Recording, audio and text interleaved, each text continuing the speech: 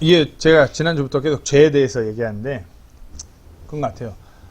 교회가 이 마지막 때에, 이 어려운 때에 그리스도인 개개인에게 죄에 대해서 하나님의 뜻과 죄 앞에서 우리가 어떻게 살아가야 되는지, 죄를 어떻게 이겨내야 될지, 그와 같은 말씀이 정말 필요한 때라고 생각돼요.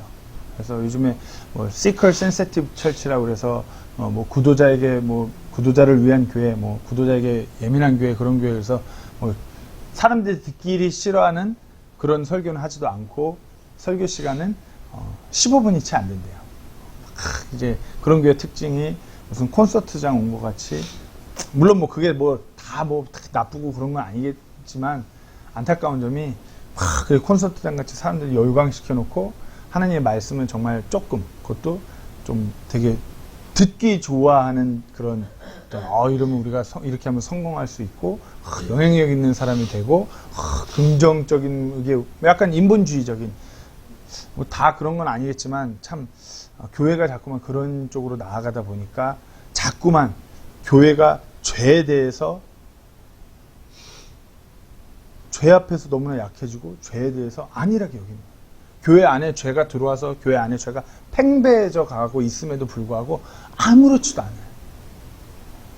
참 안타까운 거예요. 하나님께서는 분명히 죄를 경멸하시는 분이고 교회 안에 죄가 막 싹두고 누룩처럼 커져가는 것을 원치 않으시는데, 지금 현재 많은 교회들이 교회 안에 그렇게 죄가 깊게 뿌리내리고 마치 누룩과 같이 부풀려지고 있는 것이에요. 때문에 뭐 저 개인적으로도 죄에 관한 말씀을 전하고 준비할 때 저 개인한테도 찔림이 되고 도전이 되는 것입니다. 그래서 우리가 함께 이렇게 오늘 말씀을 통하여서 또 이렇게 다가온 죄 앞에서 이렇게 죄에 그냥 내줘버려서 사탄이 그 마음에 가득했던 아나니와 삽비라의 그 모습을 반면교사로 삼아서 우리 삶을 돌아보고 우리 삶을 온전히 그렇게 세우는 시간이 되길 간절히 소망합니다. 오늘 본문 이전에 이게 4장에서 보면은 우리가 유명한 그 바나바라는 그 좋은 평판을 얻었던 그 바나바에 대해서 누가가 기록하고, 오늘 본문이 그러나로 이렇게 시작했어요. 교회가 한 마음이 되었고, 예루살렘의 그 교회가 진정 한 마음에 대해서 모든 것을 공동으로 소유하고 자기 것을 자기 것이라 여기지 않고 함께 나누면서 부자가 됐던 없는 사람이 됐던 그렇게 함께 이렇게 나아가는 타이밍이었어요.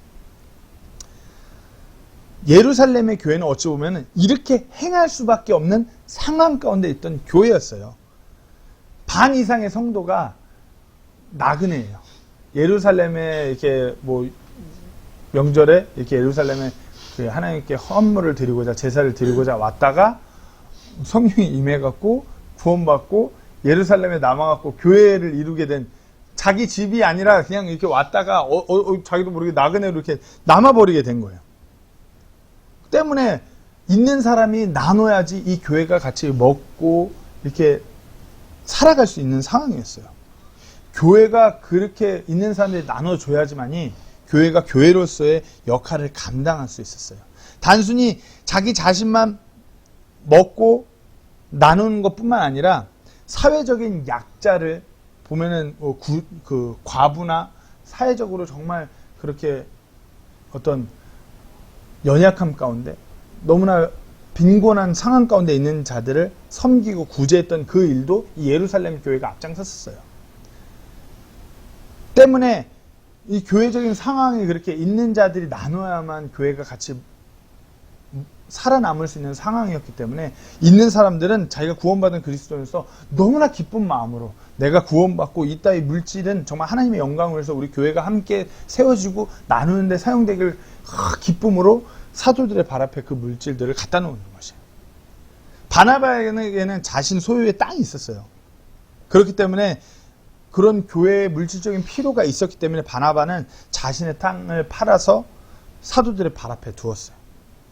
바나바는 기쁘게 성령 충만함으로 하나님께서 기뻐 받으시는 그와 같은 드림으로 하나님께 드린 것이에요. 그러면서 예루살렘 교회 대부분의 성도들은 분명 우리 권면의 아들, 위로의 아들 바나바는 역시 믿음의 사람이야. 자기 땅을 팔아갖고 그 전부를 하나님 앞에 드렸어. 우리 바나바와 같이 하나님 앞에 이렇게 드리고 헌신적인 삶을 살아가자. 그렇게 바나바는 좋은 평판까지 이어지게 됐죠. 그로 인해서 교회가 더욱더 하나님께 감사하고 하나님을 찬양하며 한 마음으로 그렇게 교회로서 예루살렘의 그 첫 번째 세워진 교회로서 예수 그리스도의 그 교회로 세워져서 나가는 그 시점이었어요. 그러면서 오늘 본문 시작은 뭐라고 그러죠? 그러나로 시작해요. 한번 생각해 보세요. 마귀 입장에서 교회가 온전히 막 세워져 가요.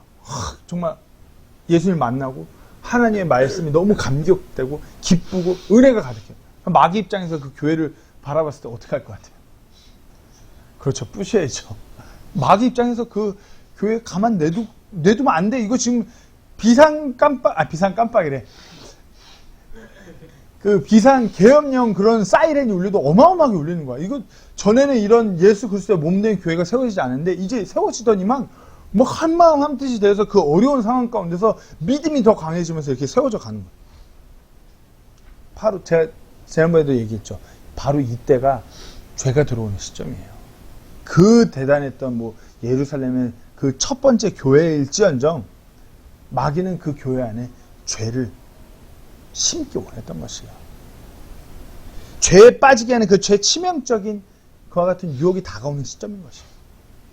근데 막 오늘 본문을 읽으면 무서워요. 그래도 자기 소유를 팔아서 좀 소유 판 다음에 좀 떼고서 드린 건데 그 부부를 모두 즉사하게 하던 무서워요 막. 근데 이렇게 바라보는 것은 인간적인 시각이에요. 세상적인 시각이에요. 이 사건이 이렇게 성경 말씀에 기록되었음은 먼저 하나님께서 우리에게 영적인 교훈을 주시고자 이와 같은 확실한 사건이 있었고 그 사건을 기록해서 우리에게 보전해 주신 것이에요. 그리고 성령 안에서 한 마음으로 세워져가는 예수 그리스도의 그 교회를 온전히 세워나가고자 교회에게 교훈을 주신 것이에요. 이때는 우리처럼 성경 66권이 정경화 작업이 돼서 온전히 그들 손에 붙들린 때가 아니었어요. 사도행전 5장 이때는 구약의 말씀밖에 없을 때예요. 그리고 이제 사도들로부터 전해 듣는 그와 같은 말씀이 있지 성경 66권이 요한계시록까지 모두 이렇게 계시가 끝나고 정경화되고 손에 들렸을 때가 아니란 말이에요. 이들이 막 정말 우리는 성경이 최종 권위지만 이때 이 사람들은 그렇게 무언가를 최종 권위로 놓고 기준으로 삼고 그렇게 나아가기에는 성경 말씀이 완전하게 정경화가 되지 않았을 때였어요. 때문에 하나님의 말씀 안에서 실질적으로 어떻게 나아가야 되는지 사도들 또한 이때 이렇게 하나님의 그런 은혜를 경험하면서 나아갈 때였어요. 때문에 하나님께서 교회에 이렇게 죄가 들어올 때 하나님이 그 죄에 대해서 어떻게 생각하고 어떻게 그걸 원하시는지 확실한 가르침, 확실한 교훈을 주시고자 이와 같은 사건이 있었던 것이에요. 이때 이 부부가 이 사도행전에서 죽었다고 해서 이 부부가 천국 못 가고 지옥 간 이와 같은 사건이 아니에요. 이 예루살렘 이전의 교회는 그런 교회가 아니에요. 진정으로 예수님을 인격적으로 만나고 구원받은 성도들이었어요. 이때는 뭐 지금처럼 뭐 이렇게 교회 살짝 와서 뭐 지적으로 동의하고 교회 멤버들 이런 상황의 교회가 아니에요. 자신이 예수님을 인격적으로 받아들임으로 인해서 정말 삶의 인간적으로 어려운 생활이 시작되는 것과 마찬가지였어요. 하지만 그것을 기쁨으로 받아들이고 내 주가 이제부터 내가 아닌 우리 주 예수 그리스도가 내 삶의 구주라고 고백하면서 그렇게 교회로 그리스도인으로 하나님의 자녀로 나아갔던 사람들이 이 예루살렘 교회예요. 그렇게 구원받은 사람들이라고 할지라도 마귀들이 더욱더 그 죄를 그들에게 심기를 원하는 거예요. 지금 이와 같은 교회가 막 세워져서 바나바 같은 사람이 이렇게 하나님께 드리면서 교회가 한 마음이 되면서 더욱더 하나님을 높이고 주변 지역사회에 예수 그리스도를 증거하는 그 같은 교회로 세워져 가니 마귀가 오죽하겠어요. 이거 어떻게든 죄를 심어야 되는데 이 교회 안에 죄를 내가 부풀려야 되는데 이렇기 때문에 하나님께서는 이와 같은 죄가 교회 안에 들어온 것에서 확실한 교훈을 주시는 것이었어요. 아무리 구원받았다고 해도 아무리 신앙의 구력이 뭐 몇십 년, 수십 년 되고 뭐 목회자라고 해도 아무리 신실한 그리스도인을 하여도 죄성을 띤 육신을 입고 살아가기 때문에 죄 앞에서 동일하게 연약한 죄인들임을 우리가 분명히 해야 돼요. 때문에 성경 말씀은 우리에게 권면하고 있습니다. 고린도전서 10장 12절 말씀에 그런즉 스스로 서 있는 줄로 생각하는 자는 넘어지지 않도록 주의할지니라. 우리가 막 오늘 주일 설교를 듣고 내 마음에 찔림이 되었어. 내가 그렇게 살아갈 거야. 이런 결심이 들면 내가 이번 주엔 진짜 주일 예배 열심히 듣고 은혜 받았어. 이럴 때 더욱더 주의해야 돼요. 이럴 때 마귀는 우리를 더 쓰러뜨리고자 하는 거예요. 그렇잖아요. 죄 가운데서 죄에 허우적거리는 데는 마귀 보면서 흐뭇해야지 얘를 어떻게 넘겨보고자 그렇지 않아요. 너무 신실하게 너무 은혜롭게 나아가. 그럼 바라보면 어떻게 해요? 저거 내가 넘겨야 되는데, 저거 내가 꺾어야 되는데. 지금 당장 우리가 믿음의 길에서 잘 나아가고 있다고 해도 언제든지 어느 순간이 됐든지 간에 우리가 넘어질 수 있음을 분명히 하셔야 돼요. 난 이 정도면 그래도 신실하게 잘하고 있지. 나 이 정도면 그래도 이 코로나 시기에 이렇게 내가 그래도 하나님과 가까워졌는데 괜찮은 거 아니야? 이때가 가장 위험한 순간이에요. 마귀는 우는 사자같이 우리를 집어삼키고자 노력하고 있어요. 노리고 있어요. 우리가 성령님의 역사를 경험하고 구원받고 말씀 안에 뿌리 내리면서 내가 잘하고 있어 이런 생각이 들면 안일하게 여기는 순간을 절대 놓지 않고 우리를 무너뜨리고자 그 죄들이 다가올 것이에요. 하나님께서는 바로 이때 예루살렘 교회 이 아나니아 삽비라 부부처럼 지금 신약교회 우리 교회를 이와 동일하게 다루지 않아요. 그러면 생각해보세요. 지금 교회가 남아있지 않아요. 교회 안에 지금 막 들려오는 보여지는 보도되는 그 같은 죄들을 생각할 때 그 아나니아 삽비라처럼 다 직사로 따다닥 때리면은 지금 뭐 나만 하는 교회가 없어요. 지금은 은혜의 시대예요. 하나님께서 이 예루살렘 교회가 그렇게 똑같이 다루지 않아요. 때문에 이미 교회 안에 이와 같은 죄가 누룩이 들어왔고 어마어마하게 부풀려진 것처럼 죄가 깊게 들어와 있음이 분명해요. 어쩌면 때때로 이렇게 해서 차라리 하나님이 매 순간순간 아나니와 삽비라처럼 죄를 이렇게 다뤘으면 어땠을까? 그럼 교회가 거룩해졌을 텐데. 거룩해질 수는 있었겠죠. 근데 하나님께서 원하시는 정말 자기를 사랑하여서 자기에게 다가오고 자기의 말씀대로 이렇게 따라가는 그와 같은 그리스도인이 되지 못하고 약간 그냥 공포에 겁에 질려서 나가는 그런 그리스도인을 원치 않으시기 때문에 사랑의 하나님께서 기다려주시는 것이에요. 인내하시는 것이에요. 진짜 한번 생각해보세요. 하나님께서 아나니와 삽비라를 다루셨던 것처럼 교회사 가운데 지금까지 계속 그렇게 다루셨다면 지금 교회가 어땠을까요? 상상에 맡기겠어요. 자, 이 사건은 단순히 땅을 팔아서 다 드리지 않고 좀 남겨서 그런 드림의 문제로만 볼 사건이 아니에요. 교회 안에서 이 아나니아 삽비라 부부의 죄가 누룩처럼 들어와서 어마어마하게 부풀려질 수 있었기 때문에 하나님께서 우리에게 그리고 이때 당시 예루살렘 교회에게 확실한 교훈을 주시고 교회를 지키고자 하셨던 것이에요. 어찌 보면 이 아나니아 삽비라의 죄들이 우리 안에도 있어요. 우리가 진정 이 말씀을 통해서 우리 자신을 돌아보길 원합니다. 하나님께서는 이 강한 경고의 메시지를 이 예루살렘 교회뿐만 아니라 오늘날의 현대의 교회, 즉 우리에게도 동일하게 전하고 계시는 것이에요. 이와 같은 죄가 누룩처럼 교회 안에 들어서 어마어마하게 부풀려질 수 있다. 분명해요. 오늘 안나니아와 삽비라가 어찌하여 사탄이 그들 마음에 가득하게 되었는지, 그렇게 죄에 들어서게 되었는지 이것을 우리가 한번 살펴보고 이들의 삶을 진정 반면교사로 삼아서 우리 자신을 돌아보고 우리 자신을 온전히 세우는 우리 모두가 되기를 간절히 소망합니다. 첫 번째로 안나니아와 삽비라는 잘못된 동기로 글이 되었어요. 오늘 본문 이전에 4장 31절부터 37절까지의 말씀을 제가 한번 읽겠습니다. 뭐 잘 한번 들어보시면 돼요. 4장 31절부터 37절까지 말씀입니다. 그들이 기도하기를 마침에 그들이 함께 모인 곳이 흔들리더니 그들이 다 성령님으로 충만하여 담대히 하나님의 말씀을 말하니라. 믿은 자의 무리가 한 마음 한 혼이 되어 모든 것을 공동으로 소유하고 그들 중에 아무도 자기 소유를 조금이라도 자기 것이라고 말하지 아니하더라. 사도들이 큰 권능으로 주 예수님의 부활을 증언하며 큰 은혜가 그들 모두에게 임하니라. 그들 가운데 부족한 자가 아무도 없었으니 이는 땅이나 집을 소유한 자들이 다 그것을 팔아 그 판 것들의 값을 가져다가 사도들의 발 앞에 두매 그들이 각 사람에게 필요한 대로 나눠주었기 때문이더라. 사도들이 키프로스 지방 출신의 요세라 하는 레위 사람에게 바나바라는 이름을 주니 그것을 번역하면 위로의 아들이라는 뜻이라.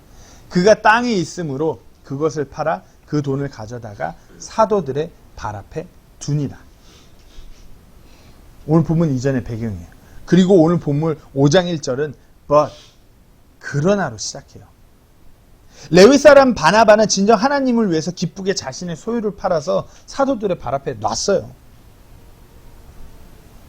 그러나 아나니아는 그렇지 못했다고 얘기하는 것이에요. 바나바는 진정 자신의 그런 재물이 물질이 하나님께서 사용하여 주시기에 기쁨으로 원했어요. 그러나 아나니아는 그렇지 못했어요. 바나바에게 이 드림은 진정 하나님께 감사함으로 기쁨으로 드린 드림이었어요. 그러나 아나니아는 그렇지 못했어요. 그렇게 본문 5장 1절은 벗으로 시작하는 거죠. 오늘 본문 5장 1절을 다시 한번 읽겠습니다. 그러나 아나니아라 하는 어떤 사람이 자기 아내 삽비라와 함께 소유 하나를 팔아 2절입니다. 그 값에서 얼마를 감추니 그의 아내도 이 일에 은밀히 관여하더라. 그가 일부만 가져다가 사도들의 발 앞에 두거든. 성경은 아나니아가 어떤 이러이러해서 분명히 이와 같은 동기로 이와 같이 잘못된 동기로 이것을 잘라 먹고서 하나님께 드렸다고 자세한 설명을 하진 않아요. 하지만 우리가 오늘 본문 이전의 상황을 살펴보았듯이 어떤 남을 의식해서 아니면 바나바와 같이 되고자 어떤 명예롭고 사람들에게 박수의 갈채를 받는 그와 같은 사람이 되고자 저 그런 마음으로 드렸음을 추측하게 돼요. 왜? 그러나로 이렇게 시작하니까 상황이 반전되는 거죠.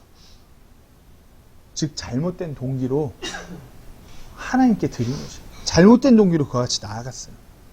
아나니아 자신의 그 드림이 그의 그 행동은 하나님을 위함이 아닌 교회를 위함이 아닌 자기 자신의 그 무언가를 위해서 드린 행위였어요. 잘못된 동기로 그리하였던 것이었어요. 우리 한번 자신을 한번 돌아보세요. 우리는 어떤가요? 하나님을 위해서 우리가 그 무언가를 드림에 있어서 진정 오직 하나님만이 우리 주님만이 동기가 돼서 그렇게 드리고 있나요? 이것은 단순히 물질적인 드림만을 얘기하는 것이 아니에요. 우리의 삶을 드림에 있어서 우리의 경배를 드림에 있어서 우리의 기도를 우리의 물질을 우리의 찬양을 내 삶의 모든 그 부분 하나하나를 드림에 있어서 진정 우리 주 예수 그리스도 우리 주 하나님이 온전한 그 단 하나의 동기가 되어서 그렇게 드려지고 있나 한번 생각해 보세요. 하나님은 우리가 무엇을 드리는지 보지 않으세요. 하나님은 우리가 얼마나 드리는지를 보지 않으세요. 하나님은 우리가 왜 드리는지만을 바라보신 분이에요. 하나님은 거지 아니에요. 하나님한테 수십억을 갖다 준다고 해서 하나님이 기뻐하시는 분 아니에요. 근데 사람들이 착각해요. 부자들은 내가 그래도 이번에 몇 억 했는데 내가 하나님 앞에 우쭐대요. 하나님은 거지. 하나님이 돈이 없어요. 하나님이 능력이 없어요. 내가 그래도 엘리트인데 내가 이렇게 교회 와서 이렇게 하면 하나님 능력이 없어서요? 하나님 뭘 못하셔서요? 아니에요. 착각하면 안 돼요. 죄송합니다. 제가 조금 비판적인 얘기 하겠습니다. 한국에서 많은 교회에 임직식을 해요. 임직식. 네. 그러면서 이제 임직식 감사원금이라고 해서 속이 그냥 되게 되게 뭐 잘 알려진 사실이니까 여의도 순복음교회에서 장로 되려면은 뭐 5천. 이건 뭐 잘 알고 있는 사실이니까. 뭐 안수 집사는 600. 이게 뭐 20년 전일 거야 아마. 10여 년, 20년 전일 거야 아마. 지금은 얼마인지 저도 몰라요. 20년 전의 일이. 장로는 뭐 5천, 뭐 안수 집사는 뭐 600, 뭐 서리 집사는 몇백, 권사는 뭐 몇천. 그러면서 감사헌금을 드리는 게 정해져 있어요. 이걸 안 드리면 안 돼. 뭐 그리고 뭐 다 그런 건 아니겠지만 대부분 많은 교회들이 뭐 장로 피택 돼갖고 감사헌금 드리고 교회에 뭘 하는데 뭐 내가 뭐 요거 뭐 음향기기를 장로 피택 기념으로 합니다. 뭐 이런 식으로 자꾸. 하나님이 받으시는 드림 아니에요. 교회에서 무조건 다 갖다 낸다고 해서 하나님이 받으시는 거 아니에요. 어떤 아나니와 삽비라 동일한 드림이죠. 어떤 사람들을 보여주는 그게 있어. 내가 한 자리 좀 뭐 계급장 같은 거 하나 달려고. 왜? 하나님 진정 사랑하고 기쁘면은 그 장로 안 되고 뭐 안 되면 감사함으로 못 드리나? 그렇잖아요. 꼭 이거 될 때 그렇게 드려야 되나? 하나님 이와 같은 드림을 받으시지 않으세요. 그리고 뭐 교회 주보에 헌금 누구누구 낸지 리스트, 나 이게 제일 싫어요. 리스트 이렇게 해갖고 뭐 헌금 종류별로 쫙 놔두고 그 헌금 종류별로 놔둔 거에 사람들 이름 쫙쫙쫙 넣어요. 뭐 누구는 광고 시간에 막 읊기도 해요. 하나님이 이걸 받으실까요?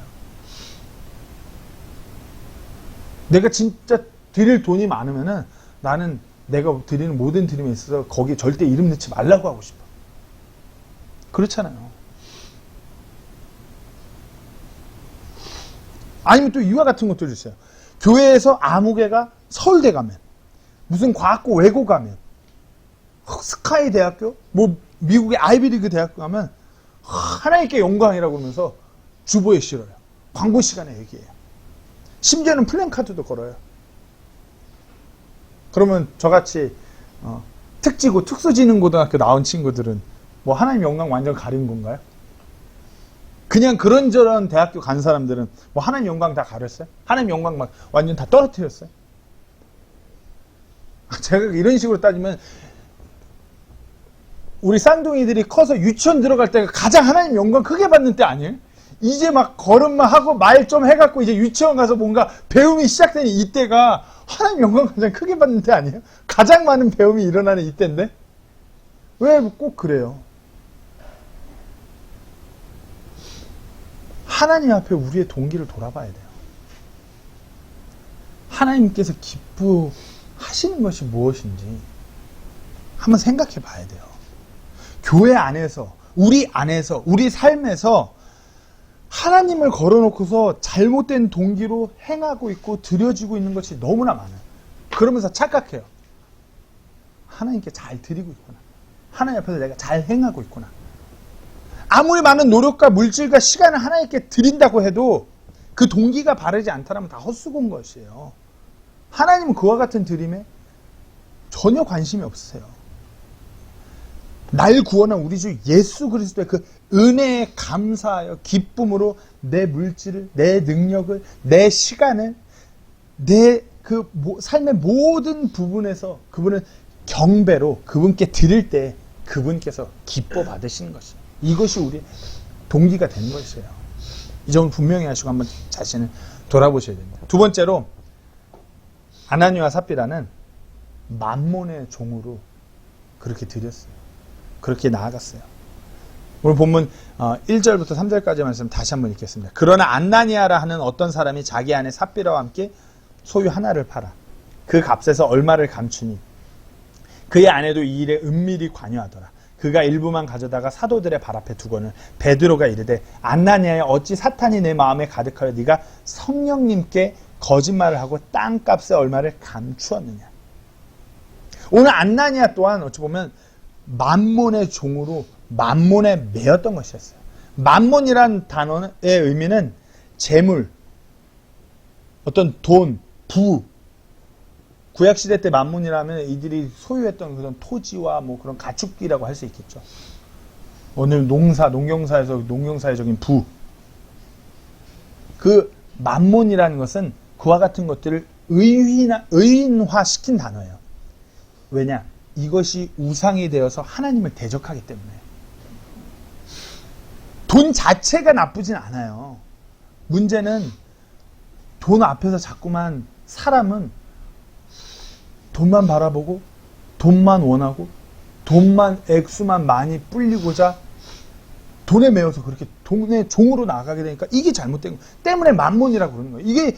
이게 잘못된 우상이라고 성경은 말하는 것이에요. 아나니와 삽비라가 이와 같이 만몬을 섬기고 있었어요. 예수님께서 경고하셨던, 예수님께서 섬기지 말라 하셨던 그 만몬의 종으로 매여 있었던 것이에요. 만몬의 종으로. 온전히 하나님께 기쁘게 그렇게 드린 것이 아니라 그 안에 자신들의 어떤 물질의 욕심, 탐욕이 가득했어요. 자기들의 모든 소유를 다 갖다 팔아서 다 바치는 것도 아니에요. 소유 중 하나를 팔았어요. 그죠? 성경은 소유 중 하나. 분명히 이들 부자였을 거예요.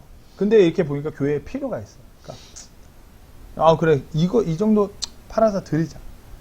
근데 이거 팔아서 자기 다른 소유도 있잖아요. 근데 이 소유 하나를 팔아서 거기서 또 보니까 이거 다 드리면 좀 그런데? 그러면서 그 소유 중에 일부만 드리는 거야. 그러면서 다 드린 척. 나도 봤지? 이 정도면 바나바만큼 드린 거 아니겠어? 만몬의 종으로 매어서 하나님마저 없이 여기게 된 것이에요. 만몬의 종이 되어서 이들 마음에 사탄이 가득한 것이에요. 미국 역사가인 로저 밥슨이라는 이 역사가 지금은 고인이에요. 오래전에 아르헨티나를 방문해서 남미죠, 아르헨티나니까. 남미 대통령, 그 아르헨티나 대통령을 만나서 이런 교제 시간을 가졌어요. 근데 그때 그 아르헨티나 대통령이 이 미국의 역사가니까 이분한테 이런 얘기를 하는 것이에요. 당신은 역사를 공부하는 사람이다. 근데 난 이게 늘 궁금하다. 많은 사람들이 북미보다도 남미에 먼저 유럽에서 건너왔고 정착을 했고, 분명 한없는 자원이 이곳 남미에 있었음에도 불구하고 어찌해서 남미는 북미라는 건 미국을 얘기하는 거죠.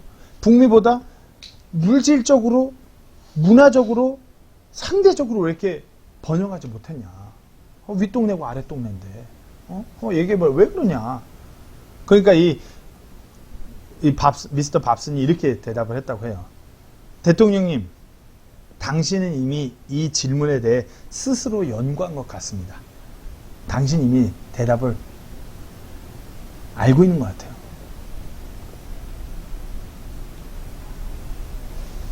그러면서 대통령이 생각을 했죠. 남미는 금을 찾아 떠났던 스페인 사람들이 정착을 하면서 이렇게 자라나게 된, 세워지게 된 국가들이었고요. 북미는 하나님을 찾아서 믿음의 자유를 찾아 떠났던 청교도가 정착을 했던 나라가 바로 미국이었어요. 누군가는 God, 하나님을 찾아서 떠나간 것이었고, 누군가는 Gold, 금을 찾아서 떠났어요. 훗날 이 결과는 보시다시피 미국은 지금 전 세계 가장 강대국으로서 또 전 세계에서 가장 많은 선교사를 보내고 예수 그리스도를 전하는 나라로 세워져 있어요. 하지만 남미는 어떤가요? 미국하고 남미는 현저히 틀려요. 제가 이전에 말씀드렸죠, 있죠. 샌디에고 그 무슨 그런 좀 큰 아울렛 같은 데 서서 저기 멕시코를 국경을 너머를 바라보니까 이건 완전, 여기는 무슨 파라다이스고 저기는 완전 난민 세상인가 싶을 정도로 너무 틀린 거예요. 그 벽 하나 사이를 두고 그렇게 변해버립니다. 남미와 북미.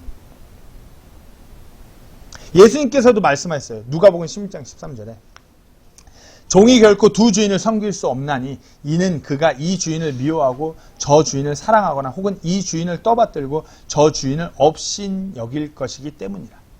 너희가 하나님과 만몬을 겸하여 섬길 수 없느니라 하십니다. 어찌 보면 남미는 만몬을 찾은 거고 북미는 하나님을 찾은 것입니다.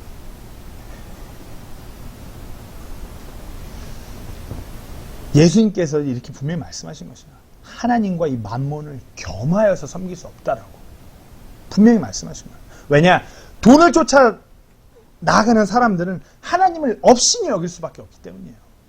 하나님은 완전 아웃 오브 안중이 되고 돈만 바라보는 삶이 되는 것이에요. 아나니아 삽비라가 이같이 만몬의 종이 되어서 하나님을 업신에 여기게 된 것이에요. 하나님을 사랑하기보다 물질을 더 사랑함으로 인해서 그들 마음에 사단이 가득하게 된 것이에요. 우리도 똑같아요. 자꾸 돈만을 바라보면서 내 삶에 돈 그러면서 나아가다 보면 하나님이 아웃 오브 안중이 되는 거예요. 우리 시야에서 사라지는 거예요. 물질적인 나의 부, 세상적인 나의 성공, 우리 자녀가 쫙 이렇게 좀 내놓으라 하는 그런 삶을 살아가는 거, 보여주는 그런 쇼윈도 삶으로 가는 것이죠. 솔직히 코로나로 인해서 전 세계가 너무나 힘든 상황이에요. 끝이 보이지가 않아요. 매일 밤마다 자기 전에 무슨 희망적인 기사가 있나 막 기사를 둘러봐도 답답해요. 많은 사람들이 낙심하고 너무나 좌절해요. 그런데 코로나가 이들을 좌절시킨 것이 아니라 만몬을 섬기고 있었던 자신들이 그렇게 원했던 만몬이 그 물질적인 부가 채워지지 않고 그것이 바닥나 버리고 그래서 어떻게 긁어 모을 수가 없으니까 좌절하고 낙심하고 삶을 자포자기하는 사람들이 너무나 많은 거예요. 코로나가 그런 거 아니에요. 다른 사람들은 얘기해요. 이 코로나를 통해서 가족이 함께 모여서 시간을 보내고 가족이 이렇게 귀한 거를 이렇게 다시 한번 세상 깨닫게 됐다고 그러면서 코로나가 주는 그런 이점이 유익이 너무 많다라고 얘기하는 사람들 많아요. 근데 만몬에 매인 사람들은 이 코로나 때문에 완전 삶이 다 박살나 버린 것 같은 거예요. 아무리 힘들어도 하나님을 섬기는 사람들은 좌절하지 않아요. 그 어려운 상황을 통해서 다시 한번 자신을 돌아보고 하나님의 말씀을 통해서 자신을 하나님 앞에 드리는 사람들이에요. 혹시 내 삶에서 내가 하나님이 아닌 다른 무언가를 어떤 물질적인 세상적인 그 무언가를 원하며 살아갔던 것은 아닌지 자신을 돌아보고 하나님 앞에 다시 한번 무릎을 꿇어야 됩니다. 만몬은 우리가 하나님의 일을 위해서 사용해야 되는 것이지 우리 삶의 목표, 우리의 섬김의 대상이 만몬이 되어서는 안 되는 것입니다. 예수님이 말씀하신 이 누가복음 말씀 보면 이전에 이 불의한 만몬을 사용하라라고 했어요. 이 불의한 만몬을 사용해서 친구를 사귀라고. 즉 다시 말해서 이 물질을 사용해서 다른 이들을 섬기고 세워주고 다른 이들을 도우라고 말씀하십니다. 그렇게 했을 때 네가 죽었을 때 영존하는 곳에 가서 이들이 너를 영존하는 곳에 가게 하리라. 반겨주리라.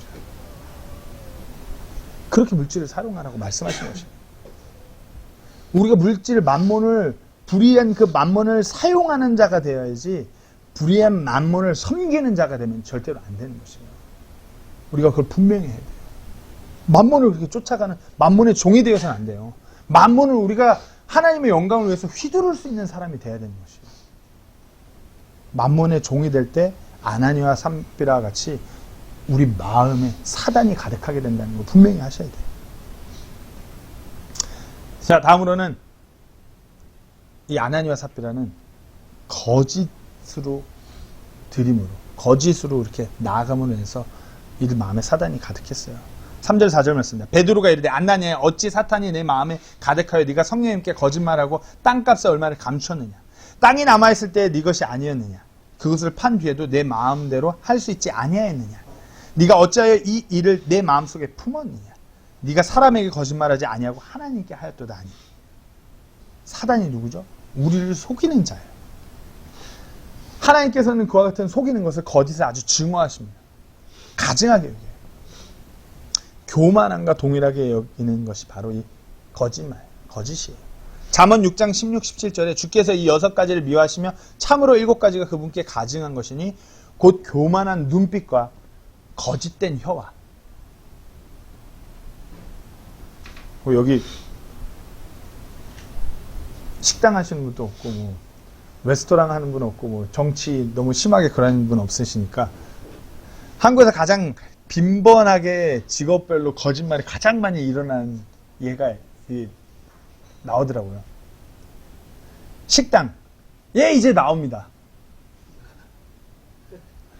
이런 그런 뭐 상가나 판매하는 그런 샵에서 이거 미치고 파는 거예요. 제 마진 여기서 다 빼드리는 거예요. 그죠? 정치가 단 한 푼도 받지 않았습니다. 또는 청문회에서 기억이 나지 않습니다. 또는 저는 모르는 일입니다. 뭐 교장 선생님 훈화 때 마지막으로 한마디만 더 하면 대한민국의 많은 목사님들의 웃자고 하는 얘기예요. 그거는 오늘 설교는 짧습니다. 이건 제 지극히 개인적이에요. 저희 아버지 딱 한 젓가락만 먹을게. 딱 한 숟갈만 먹을게. 저 이게 제일 싫었어요. 라면 하나 끓였는데 한 젓가락 먹는다고 그러고 라면 반 이상이 없어져. 한 숟가락만 먹는다는데 이건 뭐예요? 우리도 모르게 계속해서 거짓말을 하면서 살아가요. 이것이 너무나 익숙하고 대단한 거짓말이 아니면은 그냥 대수롭지 않게 여겨요. 뭐 선의의 거짓말은 괜찮지 않아? 이렇게 여겨요. 아나니와 삽비라도 어찌 보면 이와 같이 거짓말하는 것을 그냥 가볍게 여길 수 있어요. 베드로의 말을 들으면 베드로는 이들을 지적할 때 얼마를 드렸고 액수에 대해서 얘기하는 것이 아니라 거짓말한 것을 지적한 것이에요. 이 거짓말은 단순히 우리 교회를 속이는 것이 아니라 하나님께 거짓말을 하는 것이다 라고 베드로가 이렇게 얘기한 것이에요. 아나니아 삽비라는 이 사람들을 속이면은 그냥 넘어가는 걸로 착각한 거죠. 아무도 모를 것이라 그렇게 착각한 거예요. 우리 삶에서 우리가 거짓말하고 넘어가면 아무도 모를 것 같죠. 제가 우리 아내랑 정우한테 늘 하는 얘기였어요. 엄마 아빠는 속일 수 있어도 하나님은 다 보고 계셔. 하나님 다 아셔. 하나님이 모두 다 알고 다 보고 계시는데도 우리는 어리석어요. 하나님 모든 걸 다 아시고 다 살피시는 분이에요. 잠언 5장 21절에 사람의 길들은 주의 눈앞에 있나니 그분께서 그가 가는 모든 길을 곰곰이 살피십니다. 내가 막 사람들 이렇게 해서 아무도 몰라. 이거 완전 범죄야. 이거 그냥 다 돕고 넘었어. 아니요. 하나님 다 보셨어요. 우리가 그분 앞에 섰을 때 이것에 대해서 막 마치 비디오 판독 같은 걸 하면서 세세히 다 회귀복구를 할 것이에요. 다윗을 떠벌려보세요.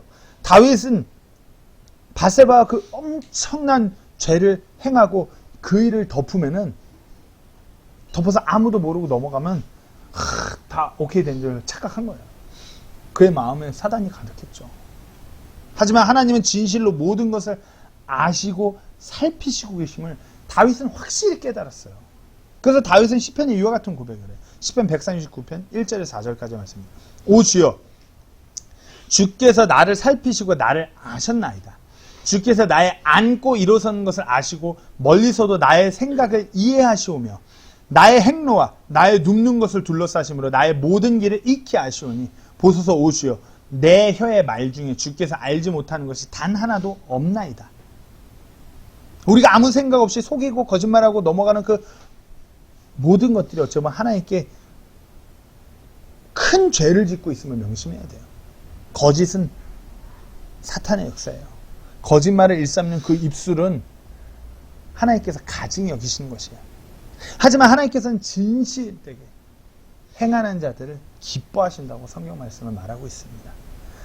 잠언 12장 22절 말씀은 이렇게 말씀하시죠. 거짓말하는 입술은 주께 가증한 것이나 진실하게 행하는 자들은 그분께서 기뻐하시는 자들이냐. 우리는 가증한 입술로 그렇게 매일 하루하루를 살아가는지 아니면 하나님께서 기뻐하시는 진실된 삶으로 이렇게 드려지고 있는지 우리 자신을 한번 또 돌아보길 원합니다. 마지막으로 네 번째로 시험함으로 아나니와 삽비라는 시험함으로 하나님은 시험함으로 그렇게 드렸어요.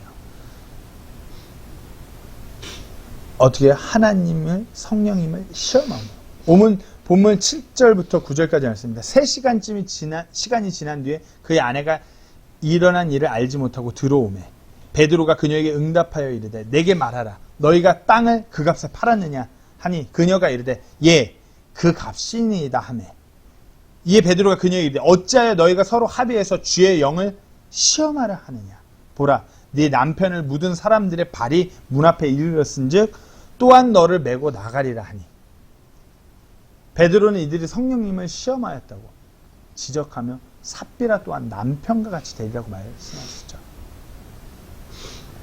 이들의 잘못된 드림은 단순히 감추어져서 거짓으로 드린 그런 드림일 뿐만 아니라 하나님을 시험한 것이었어요. 하나님이 설마 하나님 혹시 하나님 아니겠지 그런 식으로 하나님을 시험한 것이에요. 내가 이렇게 좀 일부를 감추고 내가 사람들 이렇게 속인다고 해서 뭔 일 하나님이다 그 일을 안 했어. 그게 아무리 없이 그냥 사람들 다 우리 이렇게 그럴 거야. 이스라엘 백성이 출애굽 당시에 광야를 떠나서 그 르비딤에 있을 때 마실 물이 없을 때 하나님을 시험했고 그들의 그 결과는 죽음이었어요. 출애굽기 17장 7절에 또한 그들이 주를 시험하여 이르기를 주께서 우리 가운데 계신가 아니 계신가 하였기 때문이더라.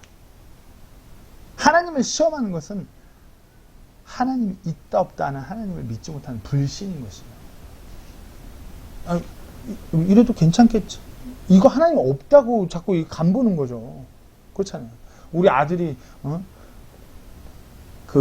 저희가 한국의 옥정동 그 아파트에 살 때 이사하면서 아내랑 짐을 정리하면 대박인 것을 찾았어요. 우리가 없는 돈에 그래도 좀 고급 영양제를 사서 우리 정호한테 먹였거든요. 정호가 영양제를 우리 앞에서 먹고 자기 방으로 가서 그 자기 책상 같은 거 밑에 모서리에다가 다 뱉어 놓은 거야. 이게 아내랑 얘기 찾는데 이게 뭐지? 도마뱀이 있는 것도 아니고 검은스름한 이게 딱딱한 게 몇 개가 이렇게 있는 거예요. 영양제 몰래 뱉어갖고 우리가 안 본다 안 걸릴 거야. 남긴 우리가 다 알았죠. 우리를 시험하는 거죠. 우리 없다 여기고. 이거 먹으면 건강해진다고. 그래도 그나마 맛있는 걸 샀으니까 먹어라. 너 튼튼해지고 하는. 우리 시험하는 거죠. 제가 그때 그냥 죄송합니다. 속된 말로 이렇게 얘기했어요. 얘가 나를 간보나? 나랑 해보자는 건가? 그때 한번 걸려갖고 혼났거든요. 근데 다수의 그게 거기서 발각됐기 때문에, 얘가 나를 간보나? 이런 생각이 얘가 나를 시험하나? 분노 게이지 자꾸 올리는 것 같아. 우리의 삶이 때때로 이와 같이 하나님을 시험하는 거예요. 이건 불신이에요. 하나님 믿지 않는 거예요. 제가 몇 번 했던 퀴즈를 여기 또 다시 한번 합니다. 절보다 교회에 더 많이 있는 것은 무엇일까요? 절보다 교회에 더 많이 있는 것. 몇 번 이 퀴즈 했는데. 불신자. 왜 우리에게 불평이 있고 불만이 있고 왜 우리에게 거짓이 있고 그와 같은 탐욕이 있고 왜 우리에게 그렇게 교만이 있고 왜 이렇게 누굴 미워하는 증오가 있고 왜 그렇게 우리 삶에 있어서 만족하지 못하고 감사하지 못하고 기뻐하지 못하고 하나님의 은혜에 감격하지 못하면서 살아갈까요? 하나님에 대해 불신하고 있기 때문이에요. 하나님을 시험하고 있기 때문에 우리에게 그와 같은 육신적인 죄가 자꾸만 더 올라오는 것이에요. 진정 내 삶에서 나를 인도하고 나를 붙드시는 그 하나님을 온전히 믿지 않기 때문이에요. 매일매일 잊어버리기 때문이에요. 때문에 불신하는 거죠. 하나님의 그 은혜를 잊어버려요. 우리 주님의 우리를 구하시기 위한 그 희생, 그 사랑을 잊어버려요. 그분의 그 말씀의 능력을 잊어버려요. 하나님 과연 그리하실까? 하나님 지금도 이렇게 역사하실까? 계속해서 하나님 끊임없이 시험하는 거예요. 한번 생각해 보세요. 나는 내 삶에서 하나님이 얼마나 시험하고 있는가? 하나님을 철저하게 믿고 있는지, 아님 교회에 그렇게 많다는 불신자 중에 한 명이 내가 아닌지 돌아보세요. 내가 기쁨으로 그 은혜에 감격하여서 아버지께서 받으시길 원하는 그와 같은 드림으로 내 자신을 드리면서 나아가는지, 아니면 하나님을 매일같이 간보면서 시험하면서 그렇게 삶을 드리고 있는지 돌아보셔야 돼요. 우리의 경배, 우리의 예배, 우리의 기도, 우리의 찬양, 우리의 드림, 하나님과 관계하는 그와 같은 시간, 말씀 앞에 우리가 겸허해지는 그와 같은 시간, 복음을 전하는 시간, 하나님께 드리는 나의 그 모든 것들이 온전하게 드리고 있는지, 아니면 하나님을 시험하고 있지는 않은지. 내가 이 정도 하면 괜찮지 않을까? 아, 이거 안 해도 괜찮겠지. 하나님을 간보는 거예요.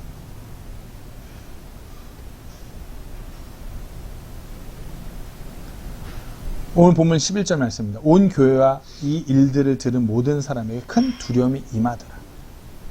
이 일들을 들은 모든 사람, 교회 모든 사람들에게 큰 두려움이 임했죠. 근데 이것은 잘못된 어떤 두려움이 아니라 하나님을 온전히 두려우게 하는, 하나님을 온전히 바라보게 하는 그와 같은 두려움이었어요. 찔림을, 진정 찔림을 허락하신 것이죠. 하나님이 계속해서 순간순간 역사하고 계심을 철저하게 깨닫게 하는 사건이죠. 어찌 보면 우리 또한 이 시간 이 하나님의 말씀으로 이 사건에 대해서 우리가 들었어요. 아나니와 삽비라 같은 삶으로 하루하루 어떻게 그렇게 나아가실 건가요? 세상 것에 매인 삶? 그것이 내 동기가 되었고, 세상의 그 무언가가 내 동기가 되었고, 잘못된 동기로, 그는 우상숭배로, 거짓된 삶으로 하나님을 시험하면서 그렇게 살아가실 건가요?